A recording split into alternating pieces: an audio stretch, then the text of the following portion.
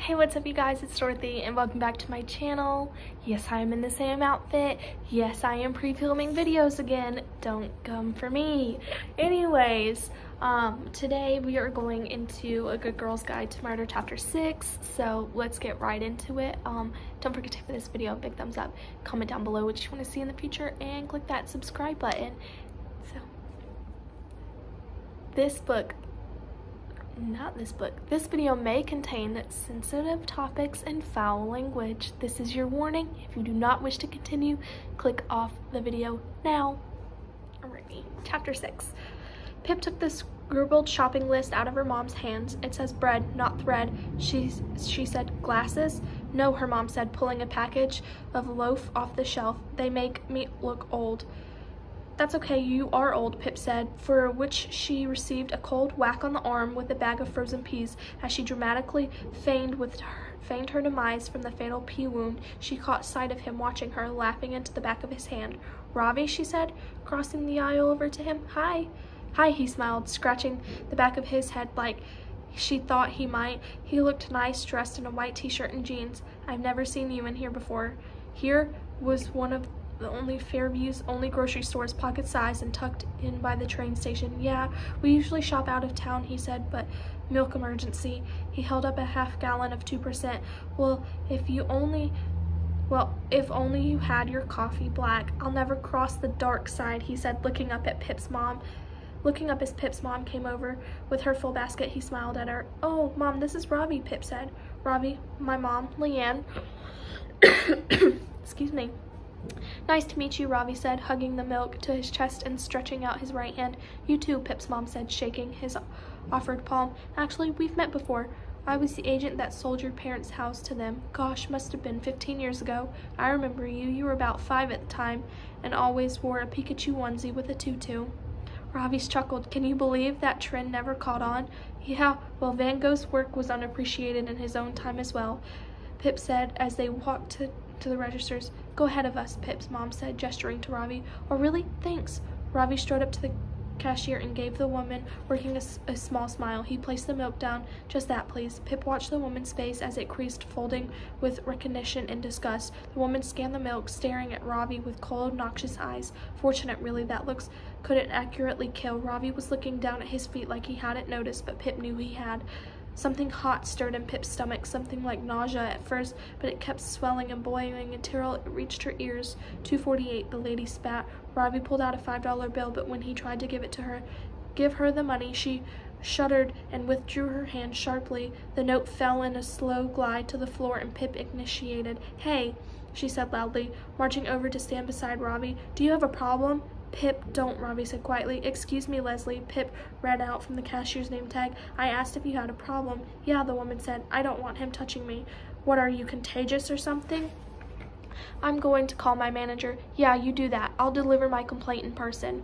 Ravi put the money on the counter, picked up his milk, and walked silently toward the exit. Ravi, Pip called, but he ignored her. Whoa. Pip's mom stepped forward now, hands in the surrender position as she came to stand between Pip and the rendling Leslie. Pip turned on her heels, sneakers screaming against the over-polished floor. Outside, she could see Ravi 30 feet away, pacing quickly down the hill.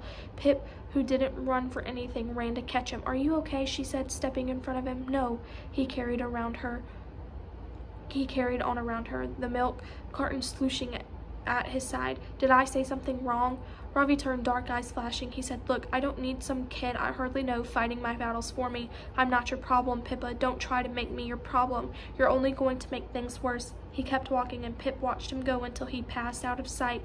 She felt the rage retreat back into her gut, where it slowly simmered out. She was hollow when it left her. Pippa Fitz and Bowie, 8/16/19, Capstone Project, log entry 8. Let it never be said that Pippa Fitz and Bowie is not an opportunistic interviewer. I was at Kara's house again today with Lauren and the guys. Kara's dad, Elliot, was rambling on about something when I remembered he knew Sal pretty well. Not just as his daughter's friend, but as a teacher. I've already gotten character assessments from Sal's friends and brother, but I thought Kara's dad might have some further adult insights. Mr. Ward agreed to it. I didn't give him much choice. Transcript of interview with Elliot Ward. Okay, recording. So, for how many years had you known Sal? Let's see. I started teaching at Fairview High in 2011. I first taught Sal in his sophomore year for AP US History and then his senior year for AP Gov. So almost 3 full years, I think. Yeah. Did Sal take all APs for history? Oh, not only that, Sal was hoping to study history at Yale. I don't know if you remember, but before I started teaching at Fairview, I was a history professor there. I switched jobs so I could be around to take care of Kara and Naomi's mom when she got sick. Oh yeah. So actually in the fall semester of that year before everything happened, I spent a lot of time with Sal. I helped him with his essays and his application. When he got his interview for Yale, I helped him prepare for it. He was such a bright kid, brilliant. He got accepted there too. I was so proud of him. So Sal was really smart? Yeah, oh, absolutely. Very, very smart young man. It's such a tragedy what happened in the end. Such a waste of 2 young lives. Sal would have gone on to do great things. Did you have class with Sal on that Monday after Andy disappeared? Oh gosh, I think so. Actually, yes, because I remember talking to him after and asking if he was okay about everything, so yes, I must have. And did you notice him acting strangely at all? Well, it depends on your definition of strange. The whole school was acting strangely that day. One of our students was missing, and it was all over news. I suppose I remember him seeming quiet and worried. Worried for Andy? Yes, possibly. And what about on the Tuesday, the day he killed himself? Do you remember seeing him at school that morning at any point? No, I didn't because I had to call in sick that day. I had a bug, so I dropped the girls off in the morning and spent the day at home. I didn't know until the school called me in the afternoon about this whole Naomi-Sal alibi thing and that the police had interviewed Naomi and her friends at school, so the last time I saw Sal would have been that Monday during class. And do you think Sal could have killed Andy? Mr. Ward sighs. I mean, I can understand how easy it is to convince yourself he did it. He was such a lovely kid, but considering the evidence, I don't see how he couldn't have done it. As wrong as it feels, I guess I think he must have. There's no other explanation.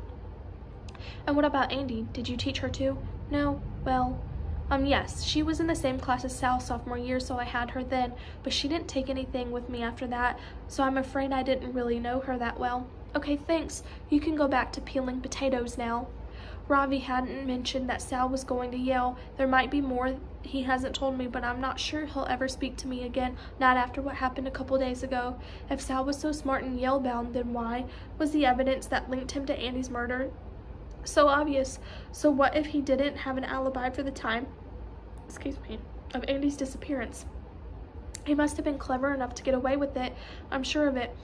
P.S. We all played Monopoly with Naomi tonight, and maybe I overreacted before. She's still on the persons of interest list, but a murderer? There's no way. She's just too nice. Even I have more of a killer instinct than Naomi.